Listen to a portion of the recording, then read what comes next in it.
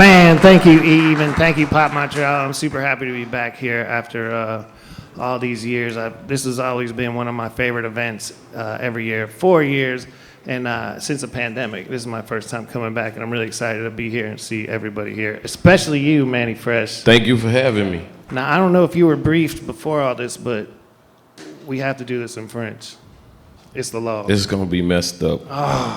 All right, maybe we'll break the law. We'll just bonjour, we'll just go monsieur. ahead. Je m'appelle Bonjour, Mannie. Pop Montreal. Je m'appelle Mannie. That's as far as I go. That's better than me. You got way more than me. Man, well, thank you guys for coming out, and thank you, Mannie, for making the trip up here to Pop Montreal, man. It's really an honor and a pleasure to talk to you. You are a big part of my musical life and my fandom of the South and of the sound of New Orleans. Like, you really are an architect in this music, and what you brought to us is crazy to see. As we talk throughout this, I want to cover how bounce music and things have progressed and what we've seen through the years. But I wanted to ask you right off the bat, because I'm from Texas, you're from Louisiana, they're from Montreal, none of us are from like New York City or whatever. And I want to know, I know about you and your history, and your father was a DJ, and then we'll talk about that, but what was your first real remembrance of discovering hip hop? I kind of discovered it in a manner of from my dad, and I would say my first time was probably the record Chic Good Times, that record Chic Good Times, and my dad had two of those, and at the time Grandmaster Flash was on the rise, and a whole movement of New York hip hop, and I remember my dad manipulating that record, backspinning it and doing things with it. And that was my introduction to hip hop. I just thought it was the most incredible thing in the world, to see him do it with two turntables, in the mixer. And I was just like, didn't even know the term hip hop yet. I was just mesmerized by what he could do with those two records. I mean, was that the late 70s? It's the late 70s, late 70s. So you had the good fortune of growing up with a father, DJ Sabu? Yeah, Sabu. Sabu in New Orleans, and you got to see it firsthand. Yeah. Mm-hmm. Now, was your father, as hip-hop progressed from disco and funk and everything, was he getting right into hip-hop? My dad was more of a funk DJ, but if it was a hot hip-hop song, and put it like this, in the early 80s of New Orleans, you could play everything. It was like gumbo. If it was a hip hop song, if it was a disco song, whatever was a hot song, if it came from the East Coast, the West Coast, DJs played it. So it wasn't really like you had a genre of where, okay, if you went to a club and you only heard disco, you kind of heard music from all over. And my dad played a little bit of everything. Mm-hmm. Well, a lot of people talk about what you did in the beginnings of bounce music with Gregory D and what you did with Trigger Man and all that, but you were in a group before that. In 1984? Me and Gregory D. But who was New York Incorporated? That was a DJ group. That was DJ. Me and my best friend Wop. His cousin was from New York, Denny. Mm-hmm. And Denny moved to New Orleans, and that was the closest thing I could get to a hip hop DJ group. Because New Orleans was really still based on, like hole in the wall bar rooms and the stuff that my dad did. There wasn't really a scene for hip hop. But when Denny moved from New York, he kind of created this scene. And of course, his name was already his name. It was New York Incorporated. Mm-hmm. And me and Wop went to school together. And Wop I knew how to backspin. I knew how to do pretty much all the little tricks that you could do. And I had the worst turntables in the world, but I was kind of good at doing it. So when Denny got a chance to see what I do, he was just like, yeah, we need to get you in New York Incorporated. So that's how that came from one of my best friends. Would you say that you guys were very much or a part of the beginnings of hip-hop in New Orleans? Definitely. Yeah. We definitely was the beginning of, because, we changed the whole dynamics of how it looked in New Orleans. That's the birth of bounce music. That was the light show. That was the DJ backspinning 808 breaks. And like I said, from that, you got twerk, you got bounce and all of that. So it came from our crew. Did you feel like you had to create your own thing though back then? Yeah, we had to create a lane, because in the early 70s, 80s, everything was New York. If you wasn't from New York, you wasn't hip hop. And New York wasn't, they wasn't open to hearing what the South had to say at the time, or anybody else. Then, you know, the West Coast kind of jumped off, but we still wasn't considered hip hop. Nowhere down south was considered hip hop, you know. And we would have big shows come, like, you know, when in my era, like if LL Cool J came, young LL Cool J or whatever, you know, they would just come through town, leave, no big deal. Like, it wasn't an impact. Like, they still would not say, like, oh, New Orleans is really like a gumbo for hip hop, because we was playing everything from East Coast to West Coast songs. You know, when NWA came, they came like 6 or 7 times back to back, but we still didn't get no recognition until we kind of created our own sound. But I would assume before even the West Coast, there was the Florida sound. Yeah. Miami bass, you know. And if you listen to some of my earlier 80s songs, they were Miami bass. Like, you know, from me and Gregory D. But New York Incorporated, of course, was before that. But Miami bass was kind of like the first to put it on wax, to make records. We were more of a DJ group that was creating the sound. And then you had like Luke, the ghetto style DJs and all of that, like that was out in Miami, and they started, you know, like, and we was like, oh, definitely this our sound, this 808 driven.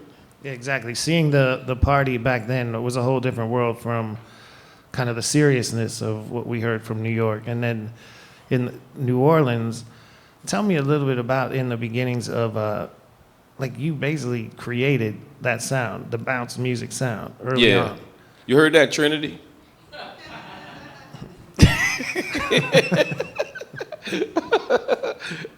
I mean, underground-wise and what you were doing, I mean, of course we know DJ Jimmy and all that. Yeah, well, Jimmy and them came after us. And what was even more incredible, my dad knew Juvenile before me. He knew Jimmy before me. He knew a lot of these dudes before me because my dad used to let them get on at his gigs. He would let Juvenile rap on the mic. He would let Jimmy rap on the mic whenever he was doing something. And what, you know, like back when it was that, it was more of my dad doing like disco breaks while they was doing it. Like, you know, and we just kind of was like, nah, that's your era. We gonna change it to something else. And I started finding like all of these incredible 808 breaks. One of them was Trigger Man, one of them was Brown Beat, you know, and so on. And there's this other guy, Derek B. from London, who had this song called Rock the Beat. It's the same as Brown Beat. So those was kind of like the elements of what you hear in bounce and what you hear in twerk. And as DJs, we start backspinning them 2 turntables and letting MCs rap off them. So the beginning of bounce is kind of like the essence of hip hop. It's really a good DJ and a good MC, and you rock the party and go for it. And whoever could do it the best, that's who we considered that was the best that night. Can you describe for me what that looked like when you first started out in the clubs? Because when I came out to New Orleans one time with a Canadian company who produced Hip Hop Evolution, DJ Jimmy and his mother took me to Big Man. Yeah. And that place, thinking about in the early 90s, Yes. just crunk and craziness, and a room was way smaller than this room. Yeah.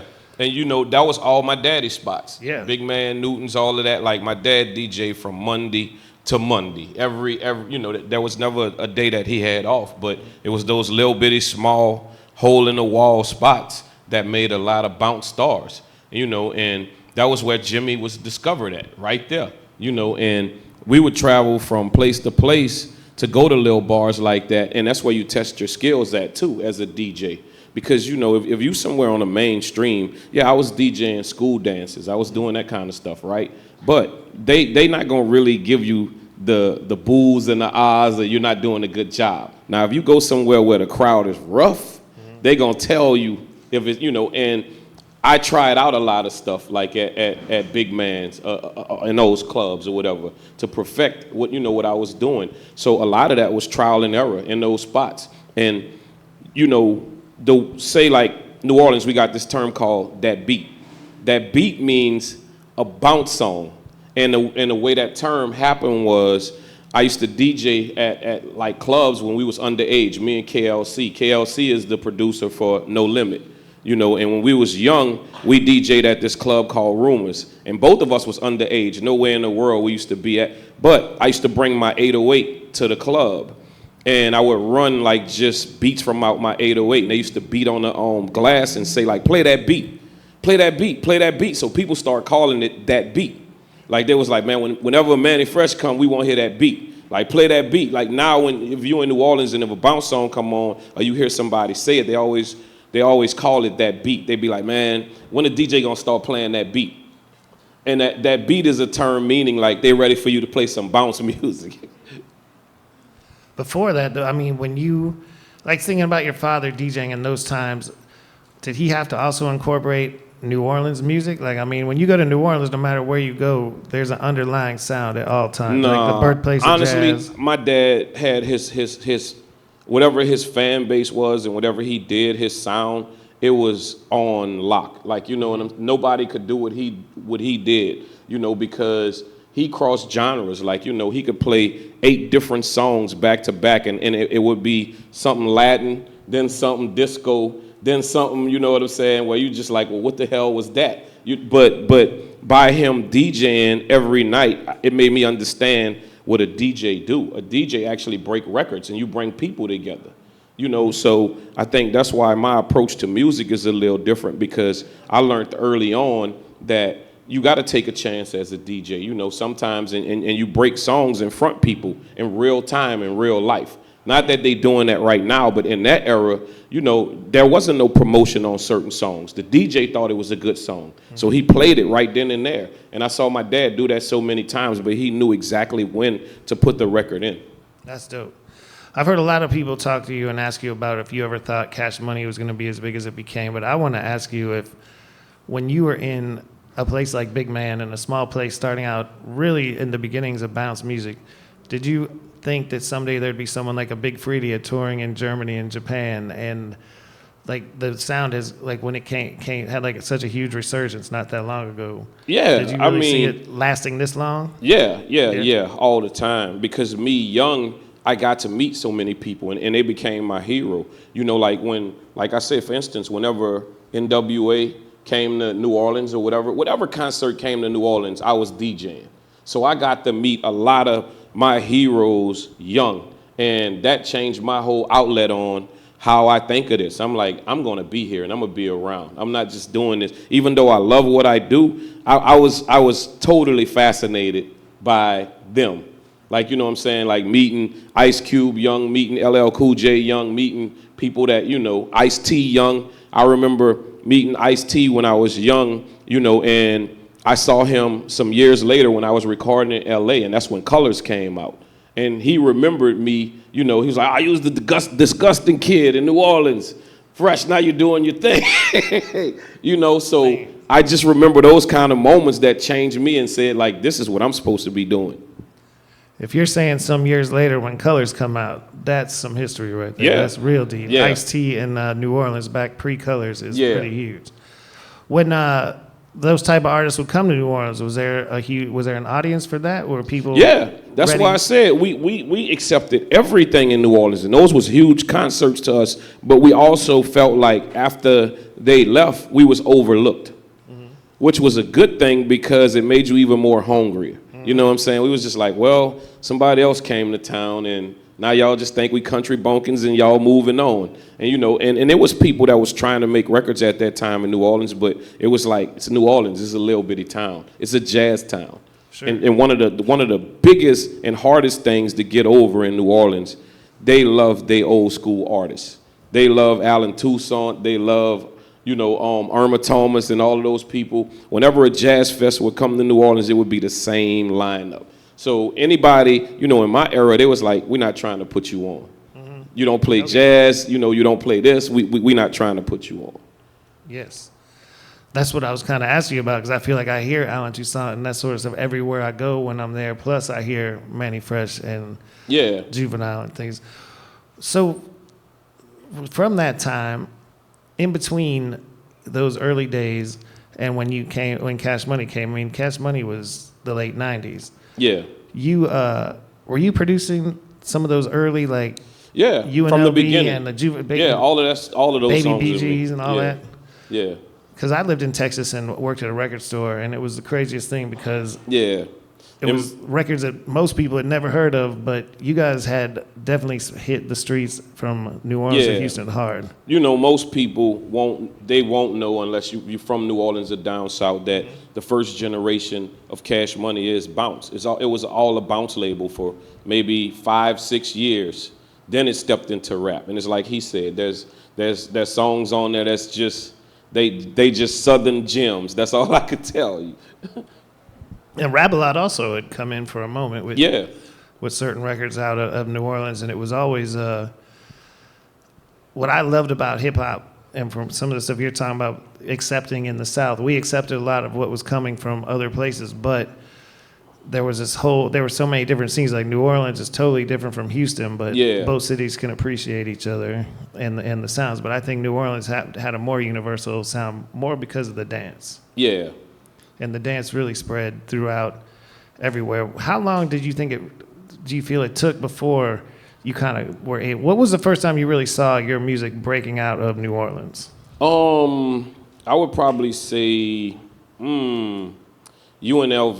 You know, and a lot of people, you know, that was first like kind of some early bounce stuff that was on Cash Money. But it kind of went from Atlanta all the way to Dallas. Then Dallas, Austin, you know, and people start listening to it, and we was like, oh wow, like this is, and when they start doing concerts, like okay, like we would be in Houston almost every 2 weeks, and I'm just like, wow, this is incredible, like something that started out in my kitchen that was recorded on a 4-track, you know, with some Radio Shack mics. An incredible sound back then, and what's crazy is now the kids who are picking up these old school tapes from Memphis and New Orleans, what you guys did, and they love that lo-fi real sound, that cassette sound. It's amazing. What I think a lot of people these days with the internet don't realize is what we grew up with was regions and regional sounds, and like before Montreal probably ever heard of Mannie Fresh had a career. Yeah. And you could have a career throughout New Orleans. I feel like in the real beginnings, though, because like Baton Rouge is not far from New Orleans. No, but it's totally right different. Up the street. So different. So different sounds, and I feel like even Houston kind of made it to Baton Rouge. Yeah. But once you hit there, everything was New Orleans. Yeah, there's a lot that's influenced by New Orleans and our sound. Even if you take Boosie and Webby, Boosie is one of the big artists out of Baton Rouge, but the kid Mouse who does their songs. Mouse grew up on Mannie Fresh, so he's just like, well, a lot of it is kind of Mannie Fresh club-driven stuff, which is cool, and that's the ultimate homage that somebody could give you to say like, hey, I copied your drum patterns and I turned it into my own thing. Because one of my favorite producers was this guy Mantronics. Of course. If you listen to some earlier Mantronics, you'll hear a lot of Mannie Fresh. Mm-hmm. Yeah, I don't think a lot of any place swings like New Orleans, to be honest. When you first got with Cash Money, how did that come together? Like, how did they already just know that you were the one that was hot out there and you were making all the beats? Yeah, because I was in the club. I was in the club DJing all the time, and of course everybody hung out at the club. And I used to do block parties all over New Orleans as well. So I had met Baby and Ronald a couple of times at block parties where somebody had introduced them. They introduced me as a DJ to them, but they didn't know I do music. So they found out I did music one night at a club. Like when I was saying, like I had my Moog synthesizer and I had a drum machine, my 808 drum machine, and that became part of what was different about my show, Young. I would start off my DJ set with an 808 and just do mimic bass lines or whatever from other songs. And they were in there and they was just checking out how the crowd was moving to it, and it was just like, yeah, he got something. And I didn't even understand at the time what producing was. I was really just, going like, this is something that's cool for me to do that was a little bit better than what the next DJ was doing. And my dad always kept me in music. My dad had drum machines, so that's how I learned how to step right and program on drum machines. And like I said, I would bring my 808 to the club and I would bring a Moog synthesizer and just do all of these weird things or whatever right there on the spot. And Baby and Slim was there one night and they was like, hey bro, can you produce for us? And I'm like, I don't really know what that means. You know what I'm saying? At the time I really didn't. I didn't know I was making beats. I just was doing something that was fun to me. So one of the, and I was like, okay, we'll give it a go. And one of the first songs we did was this kid, Lil Slim, and he was one of the kids who we used to pass the mic to in the club, you know, but I would do it with break beats. And I was like, okay, well, if I could figure out how to make a whole song out of this, then we'll, and you know, and pretty much did. And when that song came out, it was so big, like that was the start of Cash Money. Like, you know, it was just something that there was just like, okay, there's something different about this one. And what was different, there was this song, I think it's called Wishing on a Star, but it was a remix from somebody that was, I think, in Germany. It's not the original one. It was, and I took the music from that and put it over a bounce beat. Prior to that, bounce beats was just raw, you know, so that's what made this one different, you know, and from there it took on a whole nother scale, you know, and New Orleans was just like, yep, this us, this our sound right here. How were you finding these records back then? How were Just you finding crate German digging. records? Crate digging. I mean, at the time you had nothing but records. My dad had 1 billion records. Okay. 1 billion, like, you know, and once I started DJing, I started going through everything that he had. So I will say I inherited, like, you know, I'm not exaggerating. We had maybe, I would say maybe 10,000 45s, because my dad came from the earlier era of 45s. So we had 45s and 12 inches forever, you know what I'm saying? So and then when I figured out that, oh, you could sample and, you know, you could take kicks and snares from songs or whatever, yeah, I was all in. Man, you had it right at home. Where are those records now? A lot of them we lost in Hurricane Katrina. Ooh, a man. lot of them, yeah. Oh, that's terrible. I'm sorry. That's a horrible loss. I'm sorry. That's my biggest nightmare. Yeah. So, but in those beginnings of Cash Money, like, did Master P never approach you? No, I Never? don't know Master P. No? I've never met him. You know what I'm saying? Never in Not your to life? say no, because I'm from downtown. They're from uptown, okay. and New Orleans is very divided on that. Sure. Even though everybody from Cash Money was uptown, I'm from downtown. So it was times that even when we shot video, you know, we don't have gangs, but it is, you got to check with somebody. You know what I'm saying? Like, I'm not going in y'all area. Y'all, you know, and that's that we don't have gangs at all, but we have uptown and downtown. And even the culture of it is completely different. The way you walk, the way you talk, all of that. So, of course, Master P and them being from uptown, I never met them. So were you not doing any clubs in Uptown? You were strictly downtown? No. If I did, I was just doing that and I was leaving. I wasn't hanging around. Man, so in those early days, though, was there, because I feel like Cash Money really changed the whole game. And No Limit did a lot, and everybody bought the No Limit records, but I feel like when you guys came out, it changed, like, the whole sound. New Orleans, I would assume, started to at least sort of come together with those sounds. I mean, 'cause I remember coming sometimes back in the day to little conferences and things in the summer. And Well, the weird thing is this. When No Limit and Cash Money kind of got established, well, No Limit was putting out, I guess, records before Cash Money, you know, on a major level scale. We was putting out local records, and then you get No Limit that's putting out major songs. Okay, but all of us, everybody that was an artist, grew up together. You know, from Mia was in our crew in New York Incorporated. You know, she was in our crew young. Me and KLC DJ'd at the club, you know what I'm saying? Mystical, before he joined the Army, he used to always come rap. So all of us knew each other, but it became a point where you had to pick a crew. You either go with No Limit or you go with Cash Money. You know, but the artists, not the two people, not Baby and P, but the artist itself, everybody knew each other. We knew each other from our music circle, and that was just the weird dynamics of it. Mac, you know, a lot of people Mac was signed to No Limit. One of Mac's first songs was I Need Wheels. I think he was 9 years old at the time, and I did the song, you know, and he was on a streetcar or whatever. So all of us pretty much knew each other, but it became a point in life where it's just like, you go with Cash Money or you go with No Limit. Could you see the divide in the audience back then, though? Yeah. Oh, yeah, it did. It definitely did that. You know what I'm saying? Because it almost became rival. But you know, what the world didn't know, that was divided on projects. If you was with No Limit, you was with the Calio project. If you was with Cash Money, you know what I'm saying, you was with the Melphamine project or the Magnolia, where Juvie from. So what divided No Limit and Cash Money was projects. Some of them, like everybody from No Limit that was the heads, grew up in the Calio project. Everybody who was the heads in Cash Money, you know, grew up in the Magnolia. So that was nah, you don't touch that. Y'all stay over there, we gonna stay over here. But then where does Soulja Slim figure into all of this? Because he changed the game completely. Slim was chaos, though. You know Yeah. what I'm saying? If you ask anybody from New Orleans, you know, Slim was a lot to deal with. He kind of bounced from here to there to here to there. But Slim was also known for, Slim might murk you. He might kill you, you know what I'm saying? So, yeah, that was just who he was. So it was weird that one minute he's getting down with Cash Money, the next minute he had No Limit, then he over here, you know, and then he over here. But that's just who, you know, that's who he was. And a terrible loss to this music, man, for real.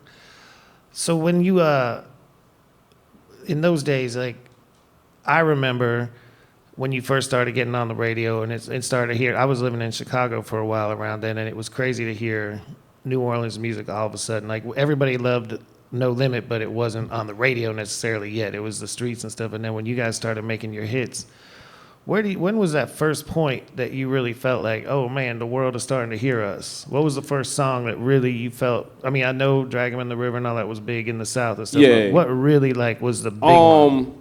I think what really solidified it, and some people will tell you differently, but me and Juvie kind of agree on this moment. When Jay-Z jumped on the remix, nobody asked him to do it. He didn't get paid for it. He just did it, and he sent it back. And, you know, and we didn't have a relationship with Jay-Z. You know, me and Juvie and Wayne knew of Jay-Z, but by everybody else in Cash Money being so hardcore New Orleans, they never wanted no outside influence or nothing to do with nothing, you know, and they was kind of scorned about how New York always treated the South, you know. So, but we get this record back, and they like, Jay-Z jumped on and we was just like, wait, he on the record? And it was like, yeah, he did a verse on the record. So we was like, well, who gonna take care of that? Who gonna pay Jay-Z? And it was like, he don't want nothing. He just want to be on the song. So we was like, okay, this is it. This is like, and I remember a lot of New York artists when came out were saying like they couldn't catch the beat. They didn't understand it. They didn't understand the rhythms of how it was produced and how he was rapping. Like, you know, and it was one of them songs where it was just like, it's kind of complicated. It was like, no, it's not. It's very simple. Like, you know, but Jay got it. He saw early on, like, this is about to be a problem. All the real ones did understand that. I actually very vividly remember a rapper friend of mine in New York calling me before the hot video was over on BET. He called in the middle of it like, who is Juvenile? What is this shit? What is this? He's not even saying words. I was like, what are you talking about, man? And he totally like freaked out on that. But then, of course, it blew up. But that was after even, you know, the beginnings with the Hot Boys. Yeah, we had a lot of songs that was, you know, it was in our region. You know what I'm saying? But that was something completely crazy, because it's like, it's one thing to know that, okay, you got the South on lock. You know, before the record deal, I would say like, yeah, Cash Money had the South on lock. Big time. And we would drop independent records and we would probably do 400, 500,000. But when came out and Juvie shot to like, you know, the first platinum record, you know, we was just like, holy snacks. Then when Jay-Z jumped on it, it went to 3 million, you know, and we was just like, wait, this is really real. Like, this is 3 million. And then, you know, he started getting bookings in places that we never even heard of. Yeah. You know, it's like Juvenile got a concert in Transylvania. We just like, so it was that right there was something completely, you know. And I remember the Han video, a lot of people was just like, where did y'all get the props from? You know, like, how did y'all, like, did y'all do a movie set? And it was like, no, that's actually where we live at. And it was just like, nah, that can't be for real. It was like, nah, this is real life, you know? So I think the shock value of even, because we didn't know New Orleans was under the poverty line. We had no clue. We was just, so for a lot of people, it was shock value. They was just like, did you see this video with this dude, Juvenile? There's a pit bull in there and they feeding him bologna and there's all kind of craziness going on. So to us, that was just our neighborhood and we was repping it. And I think just the shock value of like that video and the way the song was to a lot of people, it was also a breath of fresh air to say like, you know what, they actually stand true to their roots. What was it like though pre that? Because I was in my 20s or something watching the Hot Boys who were like 14, 15 years old and they were like killer rappers. Yeah. Like how did y'all find rappers that young? Because I mean a kid rapper is normally going to be funny or just a pop star.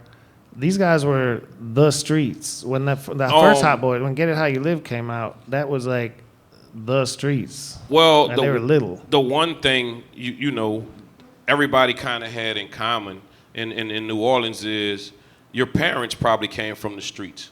And Wayne's dad, Rabbit, his real father, he was a drug dealer. And he wanted something better for Wayne.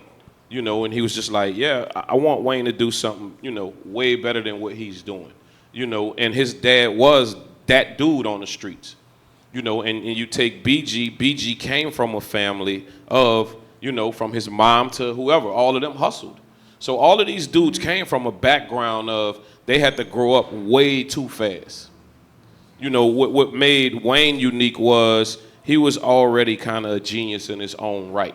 But he made a promise to his dad, like, his dad, he was like, if you rap, you have to stay off the streets. You can't do no drug shit. You can't get into none of that, and the moment he tried that, his dad took rap away from him. And he actually felt the pressures of it. He was like, I'll never do that again. So I pretty much begged his dad to let him back in the group, and from there, he never looked back. But BG, his situation was so raw growing up, to see friends and at their age, and a lot of people don't know this, like at their age in New Orleans, the drug of choice was heroin, and it was kids doing that. And if you saw your family and all of that doing that, you wanted a better life. So I think some of what was created with them was anything not to go back to that. Mm-hmm. Did you produce all those early records? Yeah. That was everything? Yeah. Man, I can't, it's still like, just everything you just explained that sums it up. But my God, like, when you say it grew up too fast, they really made, like, ended up becoming the biggest impact in hip-hop. Lil Wayne is one of the biggest impacts in hip-hop. And I remember when, before, like, Carter 6, or before something, like, he went to college. Yeah. He went to University of Houston even. And was really just, it was just to see him grow up like that was crazy. Nowadays, looking back at all that and seeing where it's at, you're going all around the world with this. And everybody, and to see Juvenile come back, that Tiny Desk concert, like, who would have thought that somebody like Juvenile doing an NPR Tiny Desk concert would have such an impact? Yeah, Juvie pretty much told y'all the story. He didn't believe in that at all. He thought it was the craziest shit in the world, and it took a lot of begging to get him to do that. I was like, bro, you have to do this, and he did something where he asked on social media. He said, if y'all, something about followers. And at the time, I don't even really, I think he was just trying to figure out how to get his numbers up. And he said, if 1,000 people refollow me, I will do the Tiny Desk, something like that. And immediately a bunch of people followed him. Way more than that. Crazy. Yeah, and his numbers went crazy. So he was like, okay, we'll do it. And when we did it, we went off script, because it just don't work for us. Believe me, we rehearsed the show and all of that, but when we got there, it just was like go time. I'm like, you know what, bro? Forget all of that we rehearsed. Let's do what we do, and it resonated with people. It came off as, yeah, this genuine. They really love what they doing. We was only supposed to do 3 songs, and it was just like, and we was like, no. Keep going. I mean, that's the spirit in New Orleans of the musicianship and all that. And you had legends up there with you. Besides just the two of you, it was incredible. Yeah. thinking about something like that on NPR, I mean, you both come from an era where an artist from the South, that was unheard of. Yeah. Getting on a platform like that and being ignored for so long, that had to have felt real good. Yeah, I did kind of the same thing that you did. I think it was 14 years before he did it, but it was just a Q&A thing. You know, when on, and it was just like, welcome back. And I'm like, it's 14 years. Like, you know, and I'm like, it took that long. But so I'm like, nah, I'm going to show out. and it, to me, it introduced Juvie to a whole nother fan base. Some younger people and all of that. And since then, he's been on the road. You know, you can't get him to stop right now. And the crazy thing is, Scarface did it right after him. And I toured with Face for a little while, you know, and I mean, I think it's one of those things that if you're an older artist and you're trying to, I guess, reach out to a new generation as well as your generation, you definitely got to do that. Man, I think so. And it's so incredible to see how much touring has progressed. Yeah. And seeing you like go all over. Are you more these days concentrating on DJing or on production? I do a little bit of all of that, but right now I'm DJing. Yeah. And a lot of people don't know that about me. I can only do one of them. I can only do, and it's always been that way. If I'm DJing, I'm DJing. If I'm producing, I'm producing. Because when I DJ, I try to give it my all. I don't want to cut that short with nothing. When I'm producing, I want to give it my all. And right now, it's just solely DJing. And the thing that I love about DJing is it's getting me back in touch with what people, you know, want to hear and what they want to. I know what my generation want to hear, but I'm still trying to figure out this new generation. Well, I've heard, I've been to plenty of your sets, and you mix up different styles, different genres, older, newer, and all that. But do you find your audience now sometimes demands you to go back to that early days? Or? Yeah, I got some real, I don't know, I don't like to call them fans, but just stingy people that show up and like, we want you to stay right here. Don't go no further. And you know, and I've got cursed out sometimes for playing the Young song. You know, if I say like, is there anybody 20, 25, and then you know, and I get a 3 or 4, I'm like, this song for y'all, and then it's just like, what the fuck are you doing? Don't play that. And I'm like, wow, like, so I think that was me actually. I was so my fan base always kind of show up for me, you know, and they wanted to stay in a certain area, and I think. You know, if you've been to any of them, you know, I kind of remix right on the spot. I do a lot of like improvising on, I'm gonna bring something old with something new just to try to make a balance of it or whatever. But I think people have gotten used to the way I play and they want it to stay that way. New Orleans is such a cultural hub and there's so much respect for what's come from there for so long. Does the new generation of artists that you've seen, do they respect or still fall in line with that lineage of what you built and what bounce music was? You have good and bad. You have some that do and some that don't. Most of them don't. I get sample clearances all the time. Well, I ain't gonna say sample clearances. I get attorneys that reach out to people because they didn't do it the right way. And they have no clue of, they took the song. And I'm like, so you don't know where you got that song from? You didn't do the homework on it? You have no idea. So, I mean, it's weird to me that it's a hip-hop song and you do hip-hop. It's not like you dug this old 60s or 70s soul R&B song up. You dug, you know, like you took a hip-hop song. Like even if it's 14 or 15 years old, it's still a hip-hop song. You do hip-hop. You did not do the homework to find out who did this song.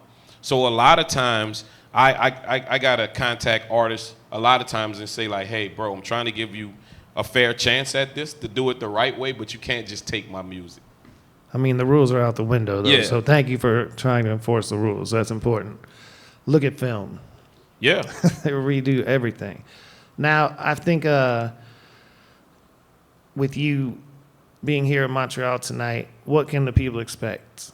With Energy. you and Egyptian Lover. We're going to have a fun time. Energy. Architects of funky dance music from the South and from the West Coast. What can we expect tonight? Egypt, you know, like we played all of that in New Orleans. You know, he's been there, you know, in his heyday when that record first came out, that was so big in New Orleans. So to a lot of artists, like they just like, I can't believe like y'all played that record. Like, you know, when I bump into people a lot of times, I'm like, I'm a fan, and they like, well, I wouldn't have thought you knew that. And I'm like, yeah, we played all of that. We played everything here. Like, you know, and I was just telling my man Raymond, who do all of my stuff, like I was singing some of Egyptian lover songs to him. You know, of course, that's not his era, but at the same token, I'm like, yeah, bro, I'm like, that was big in New Orleans. I mean, no Egyptian Lover, no NWA, no anything Exactly. from that, no West Coast, Ice-T, everybody. Yeah, right on. Totally. So 2 architects tonight right here in this building, Mannie Fresh and Egyptian Lover. I hope everybody here will be in the house for that tonight. Did you want to take any questions from the audience? Yeah. Does anyone have any questions for Mannie Fresh? If you do, we can take a little time for that now or continue on for a little bit more. You said Arabian Prince is around here as well? He just left. All right. He was here. He DJ'd on Wednesday. Mm-hmm. Crazy. Would you want to go on the mic or you don't have to? Yeah, you good. Here. So you recently celebrated Back That Ass Up with Juvenile as well. Yeah. We watched it on the Breakfast Club. How did you celebrate that? I mean, that song in itself is a celebration. Run that song 15 times back. That's the celebration. You heard me? So, I mean, honestly, I don't know. I think they did even numbers. So what did they say? Like it's the 25th anniversary? It's actually the 27th anniversary, 27 years of that song. Like, you know, but just in doing that song, like, you know, I am blessed to have a song that, you know, like that's been around that long and people still go to it. And it's the DJ Save You song. If the party is going bad, put that one on. And you're good. Like, you know what I'm saying? So I'm super, super blessed. Like, and I don't think we gotta say we celebrating it. I just hope it goes for 25 more years. Yeah. I mean, I think we have to celebrate it because that was not only such a hit song, but it was so dope that it was like bounce music from New Orleans with classical music sample. Yeah. And like it was so much deeper than just your average. You changed the game with that song in more ways than one. And you know that was me and Juvie in competition. We did that song 3 times. Like, you know, the first time I did it, he was like, the beat is better than my rap. So he snuck in the studio and changed the rap. The second time when I heard him change, I snuck in and changed the beat. I put the intro on it and all of that, and I did not let him hear it. He heard it when it came out on the album. Yeah, he did not hear the song until it came out on his album. What's your tool of choice as far as production hardware or DAW? Like, how do you make I'm still old school, bro. I use MPCs and SP1200. Yeah. I use MPCs too. Yeah, I'm still old school. I mean, I'll dabble in Ableton a little bit, but honestly, I'm still old school. Is it true Johnny J gave you your first piece? Yes, sir. Yes, Johnny J bought my first SP12 for me. How did that happen? I was in California interning at a record company, and I got asked to go to a studio. And I was in a studio recording, and Johnny and them just took a liking to me. Like, and this was way before Cash Money and all of that. This was before anybody even knew Mannie Fresh existed. And I was interning for RCA at the time. And the group SWV was recording at the time. And the guy didn't know how to program the drum machine, do the keys or whatever. And I just kind of jumped in. I'm sweeping going, I could do that. I got that. I could do that. He was like, go ahead, do it. So, of course, Johnny J and them happened to be in the studio, and they was just like, dude, you know, I'm like, yeah, I know how to step right program. And that's a whole different way of programming. It's actually, you count measures and count bars and all of that. So they was like, well, can you program the drums in this drum machine? And I was like, yeah. So the guy was like, well, can you do a loop? And I was like, yeah, let me get my turntables. And he was like, wait, you're going to loop the song with your turntables? I was like, yeah. And Johnny J was like, you know, there's this thing called a sampler. He was like, I'm like, I don't know nothing about that. This is the way I do it. I do it with turntables. And so he was like, I tell you what, save up your money, and if you save up enough money, we'll bring you down to a swap meet and get you a drum machine. So I was in the studio every day for probably like 2 months, and at the time he had an old Volkswagen. Like, and I wind up going with him and got my first SP12. Was this during the Pop era? No, this was before Pop. This was way before he even met Pop. Yeah. How did you end up with an internship in LA? Just from another friend, like with Gregory D. So they was trying to sign Gregory D at the time. And I wind up getting Greg a deal with RCA after that. So what happened was when they got to Greg and they was just like they was like, well, honestly, you write the songs and you do everything. So they kind of put Greg on a back burner a little bit. And they was like, well, let Mannie do the song for you and then we'll call you back. And I was like, well, my mom not gonna let me stay out here. And I think I was probably like 15 at the time. So they was like, well, what if we give you a job? And they gave me a job and they put me like in this crack motel. But I was like, this is my opportunity. I'm not leaving. So I wound up being in LA for like maybe 2 years. 2 years at 15? Yeah. Wow. Were you still going back home? From LA, I went to Chicago with this dude, Steve Hurley, who one of the godfathers of house music. Yeah, of course. Yeah. Yeah, so you guys created a hip hop market in this city that didn't exist before. Like, how did you go about like learning the business, and what are some of the lessons you learned? Bumps and bruises. Bumps and bruises. There's no such thing as learning, you know what I'm saying? Well, I'm not gonna say learning, but you're probably not gonna get it right, you know, your first time. It's just pick yourself up, dust yourself off, and get back out there.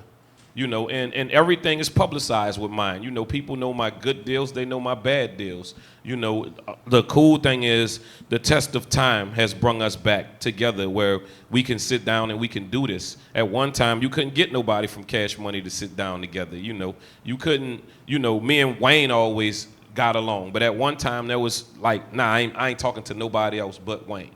You know, but I feel like don't do homeboy business. If it's anything I could tell you, homeboy business is don't let your bro be your manager. Get a real manager. Let him be your bro. You like, you know what? You're my friend, dude, and I love you, but you're not a manager. I'm gonna get a real manager. Don't let him be your lawyer. Don't let him be none of that. You know what I'm saying? Get real people that do that, and that would be the best start that you could do. You know, because a lot of times, hip hop, you know, we think with our heart. We want to take everybody with us. We want to take our block with us and all of that. Nah, get people that really do what they supposed to do professionally, and it'll save you a whole lot of heartache. And if nobody don't want you to do that, that's not who you're supposed to be with. How long did it take for you to learn that? Oh my God, dude, I'm still learning it. I'm still seeing paperwork where I'm like, man.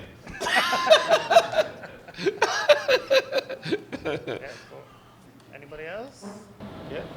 You talked a lot about your dad being a support for you like really early on. When you're kind of in the peak of your Cash Money years, what sort of support did you get from him? And Say again? oh, I said your dad was like a very important support for you early on, and especially like you DJing. When you're at the peak of your time working with Cash Money, what did that support look like with him? With my dad? Yeah. Believe it or not, my dad was always just there for me. You know, I think I broke so much equipment and tore up so much stuff young, you know, and my dad never really blamed me for it. And I could see in his face he wanted to just probably punch me in my face. Because there would be times I would take mixers loose and equipment loose and just do crazy shit or whatever. And even this, my mom, before my dad, people always hear the dad story. But my mom put up with so much noise from me. Like, you know, because it's like when you love something, you know, that's what you do. I did this 24/7. And my mom never said, turn it off. You know, you're making too much noise. You know, she always saw the vision. So I definitely appreciate my dad, but my mom put up with so much. And was not the person to say, like, you're doing this wrong or you're doing something dumb or, you know, you should find a job or whatever. I had girlfriends that said that, like, you wasting your time. You ain't gonna never do. But my mom always was like, baby, this is what you're supposed to do. That's big. Anybody else? Yeah. You mentioned the bounce beats earlier. One of the things that really always stood out to me about your music and your production is like you would have keys, you would have all these instruments that you kind of wrote out, like, and that, you know, sampling is absolutely amazing. Yeah. You stood out. How did that kind of transition happen where you thought about doing that? Believe it or not, my dad played music every day. So we had an old piano in our house, and my dad played on it every day. So I grew up kind of, you know, mimicking playing music. And I heard somewhere, I think it was maybe NWA song when I was young or whatever, and it was something that they sampled, and somebody got sued, and it was just like, oh, they took all of it, and I was just like, well, I'm not ever sampling anything. If it happens like that, I prided myself on a long career of not sampling, like making my own music. And I had good teachers. You know, I grew up around the Meters. I grew up around Alan Toussaint. Alan Toussaint would let me run in his studio all the time and, you know, just kind of figure out things. And whenever we needed something, you know, like, you think about it, the Meters has probably been sampled way more than James Brown. A lot of people just don't know who the Meters are, but they know their music, you know, because they've heard it in so many songs. But that was right there in my backyard. You know, Kermit Ruffin, Trombone Shorty, all of us went to the same high school. So we didn't have a band. We never really did. We just kind of, all of us just dabbled in music. Which is something I always found crazy about going to New Orleans, because when we were growing up, it was in the era of music programs being cut from schools and things like this. But if you went to New Orleans, you still would see the kids in the second line or on that actually playing the instruments. Well, believe it or not, we really didn't have a music program. We just had everybody played something. So a band class would be like us figuring out the song ourselves. We didn't have a band teacher, but it was just part of New Orleans culture. If they like, well, if they want a band class and they gonna figure it out, y'all go ahead, go for it. And a lot of it happened just like that. No, New Orleans is music, man, and you are such a huge part of that, and I really appreciate you coming out here to Montreal and dropping this knowledge. And tonight's going to be incredible. Is there anyone else with another question? We got a few more minutes right before we hit 5 o'clock. All right, well, I thank you guys so much, and I thank Pop Montreal for bringing Mannie Fresh into the building tonight. Thank y'all. Do not miss out. Everybody in this room's got to be at the show tonight. Egyptian Lover, Mannie Fresh, right here at Rialto. Thank you. That baby woke up clapping. Like, thank God. Thank you for having me. I hope to see y'all tonight. I really do. I hope so.